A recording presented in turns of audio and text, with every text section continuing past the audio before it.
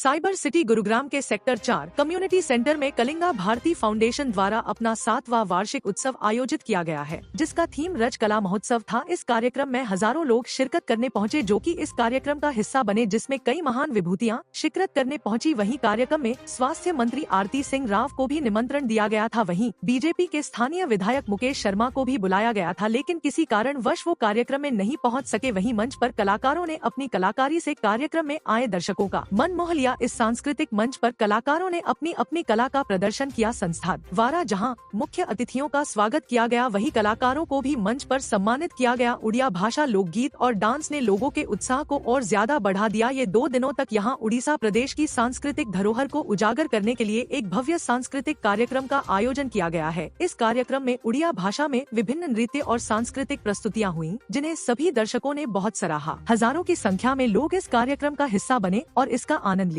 यह हमारे समुदाय का 7वां वार्षिक समारोह था और इसे बड़े उत्साह के साथ मनाया गया। वहीं कलिंगा भारतीय फाउंडेशन संस्था के राष्ट्रीय अध्यक्ष ने कहा कि यह कार्यक्रम विकसित भारत 2047 को समर्पित है। कार्यक्रम में डॉक्टर मोहित गुप्ता और पीके महापात्रारा ने अपने विचार मंच पर साझा किए। दर्शकों ने बड़े ध्यान से उनके विचारों को सुना। कार्यक्रम में डांस और म्यूजिक उड़ीसा, पंजाबी, हरियाणवी और बॉलीवुड की झलक देखने को मिली। ये सांस्कृतिक कार्यक्रम रज महोत्सव विकसित भारत 2047 को समर्पित है। इस मौके पर अहमदाबाद में हुए विमान हादसे में मारे गए लोगों के लिए श्रद्धांजलि दी गई और उनकी की आत्मा की शांति के लिए प्रार्थना की गई। जो रज फेस्टिवल हमें रज फेस्टिवल उड़ीसा का एक यूनिक फेस्टिवल है। मैं भारत में विदेश में बहुत घुमा हूँ। इस किस्म का फेस्टिवल का पैरेलल कहीं नहीं है। हमारा तीज से काफी मिलती जुलती है, मतलब अगर नजदीक फेस्टिवल देखोगे तीज से मिलती है। जैसे तीज हम यहाँ पे सावन में मनाते हैं, रज उड़ीसा में आषाढ़ का महीना जब शुरू होता है तब बनती है।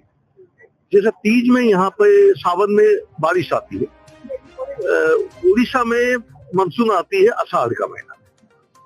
आप अगर मेघदूत पढ़े होंगे कालिदास के, कालिदास लिखते हैं आषाढ़स्य प्रथम दिवस है, फर्स्ट डे ऑफ आषाढ़ में मेघाश्लिष्ट भावी, sky is full of clouds. Meghdoot में जैसे यक्ष मेघ को अपना दूत बना करके भेजा था, महेंद्रगिरी पर्वत जो दक्षिण उड़ीसा में है वहीं से भेजा था। तो ये मानसून का आरंभ होती है, तब ये फेस्टिवल होता है। ये लड़कियों का फेस्टिवल है। तो लड़कियां सकती है, जूते पहनते, खाली पैर में नहीं चलेंगे।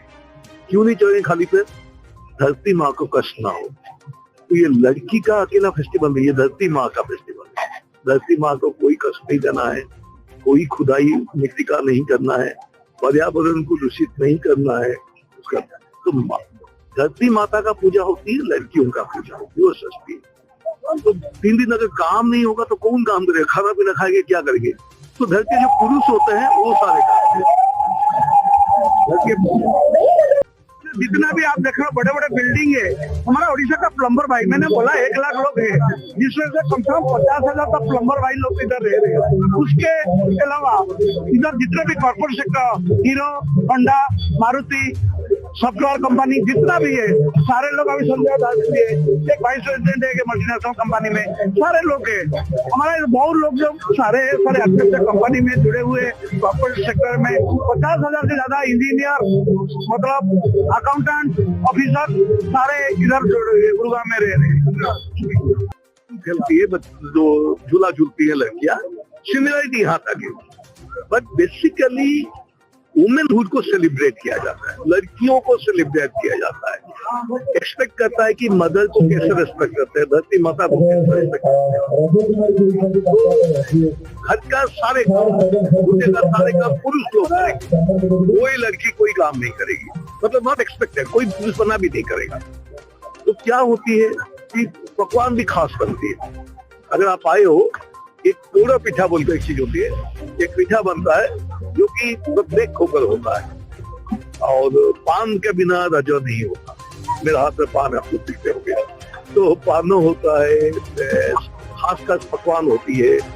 तो लड़की दे विल ट्रैवल, मतलब ऐसे कि घर में बैठे, एक घर से दूसरे घर में गएंगे, एवरी फैमिली, ये नहीं देखना कि मेरा बेटी है या किसी और का बेटी। सबके बेटी को एक किस्म का रेस्पेक्ट करना। ये उड़ीसा का परंपरा शुरू से है। और उड़ीसा का जो महिलाओं को सम्मान देने का परंपरा कोई नई नहीं है। कई फेस्टिवल्स होती है जिसमें ये नहीं देखा जाता है लड़का है या लड़की है। जैसे एक प्रथमाष्टमी बोलकर हमारा एक पर्व होता है जो कि आपका मार्गशीर्ष का महीना का जो कृष्ण पक्ष अष्टमी में आता है। तो जो परिवार का सबसे बड़ा संतान है उसको रिस्पेक्ट किया जाता है। बड़ा संतान मतलब लड़का जो नहीं, घर लड़की अगर बड़ी है तो उसी को नहीं कपड़ा मिला जाएगा, उसी को पूजा होगा, उसको सब मिलेगा।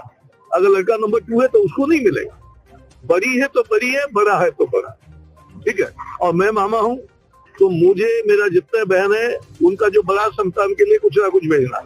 तो we respect the somebody who is elder irrespective of the gender। तो महिलाओं को स्थान देना ये भारतीय परंपरा का चीज है। उड़ीसा में क्यों है, दूसरे जगह में क्यों नहीं? इसी कारण है कि उड़ीसा का इतिहास ऐसा रहा है कि बाहरी सत्यावा या बाहरी रूल्स बहुत कम उड़ीसा में रहा है। तो हमारा जो देशीय परंपरा है, भारत का जो असली परंपरा उड़ीसा में ज्यादा है।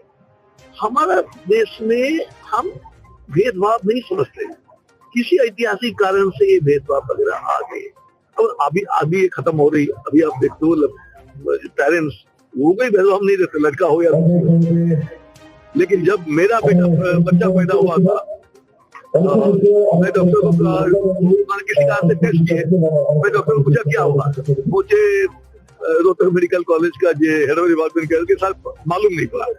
मैं कहा मैडम किसको बुद्धू बना रहे हो, आप हेड ऑफ द डिपार्टमेंट हो, मैं आईएएस अफसर हूँ, लड़की इसलिए बता नहीं रहे हो, मेरे लिए लड़की बड़ी अच्छी बात है और मेरा पहली बेटी बड़ी प्लस।